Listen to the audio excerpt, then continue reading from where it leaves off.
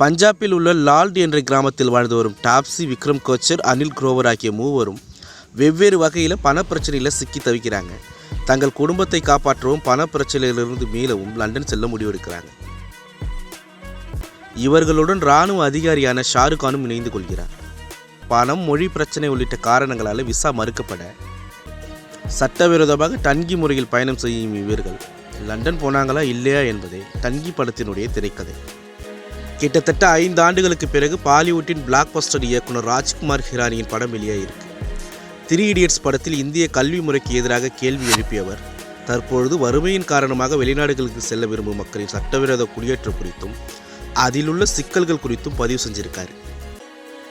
London நீதிமன்றத்தில் நடக்கும் உரையாடலில் போரால் பாதிக்கப்பட்டு வருபவர்களுக்கு மட்டுமே எங்கள் நாட்டில் விசா கொடுக்கப்படும் என நீதிபதி கூற, போரில் கொல்லப்படுவதும் பசியில் சாவதும் ஒன்றுதான், எனவே வறுமையில் உள்ளவர்களுக்கு விசா கொடுக்கும் வகையில் விதிகளை மாற்றி அமைக்க வேண்டும் என ஷாருக்கான் பேசும் இடம் ராஜ்குமார் ஹிரானி சொல்ல ஒரு மொத்த கதைக்கான கரு.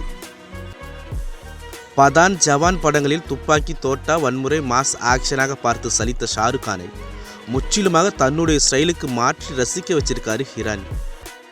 அவரது டைமிங் காமெடியாகட்டும், டாப்சியுடன் ப்ரொபோசல் செய்யும் இடம், நீதிமன்றத்தில் எமோஷனலாக பேசுவது, கிளைமேக்ஸ் காட்சியில் செய்யும் அதகலம் என நடிப்பில் பாட்ஷா என்பதை நிரூபிச்சிருக்காரு.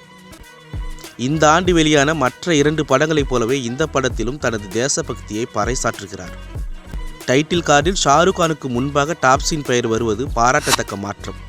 அதற்கு வலு சேர்க்கும் வகையில் அட்டகாசமான நடிப்பை வெளிப்படுத்தியிருக்காங்க டாப்சி. சிறப்பு தோற்றத்தில் சிறிது நேரம் வந்தாலும் நடிப்பால் ஸ்கோர் செய்கிறார் விக்கி கௌஷல். விக்ரம் கோச்சர், அனில் குரோவர், போமன் ராணி யதார்த்தமான நடிப்பில் கவனம் இருக்கிறாங்க. அழுத்தமான கதைக்களம் என்றாலும் அதை எந்த அழுத்தமும் இல்லாமல் மேம்போக்காக சொல்லி இருப்பது படத்தின் மிகப்பெரிய சிக்கல். நகைச்சுவையாக கதையை நகர்த்துவது சுவாரஸ்யம் கொடுத்தாலும் அடுத்தடுத்த எமோஷனல் காட்சிகளும் அதே நகைச்சுவை படர்ந்திருப்பது போன்ற உணர்வால் அந்த காட்சிகள் முழுமையான தாக்கத்தை ஏற்படுத்தவில்லை. எல்லாமே அவசரமாக நகர்வதால் காட்சிகள் முழுமைத்தன்மை அடையாமல் பாதியிலே நிற்கிது.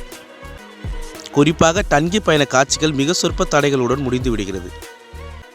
காமெடி கை கொடுத்த அளவுக்கு எமோஷனல் காட்சிகள் கை கொடுக்காமல் போனது படத்திற்கும் பார்வையாளர்களுக்கும் இடையே உள்ள தூரத்தை அதிகரிச்சிருச்சு.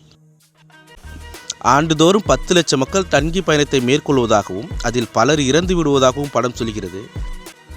ஆனால் அதற்கான அழுத்தமான காட்சிகள் எதுவும் இல்லை. கிளைமேக்ஸ் காட்சிகள் ஆறுதல் தருகிறது. பிரீத்தம் இசையில் பாடல்களும் பின்னணி இசையும் ஈர்க்கவே இல்லை. தேர்ந்த ஒளிப்பதிவு படத்தின் தரத்தை கூட்டுகிறது. ராஜ்குமார் ஹிரானியே படத்தொகுப்பும் செஞ்சிருக்கிறதால காதல், சட்டவிரோத பயணம், குடியேற்றம், வறுமை என எல்லாவற்றையும் ஒரே படத்தில் சொல்லி தேவைக்கு அதிகமான உணர்வு எழுவதை தவிர்க்க முடியவில்லை. மொத்தமாக டன்கி வெளிநாடு செல்ல கனவு காணும் எளிய மக்களின் பிரச்சனையை பேசுகிறது.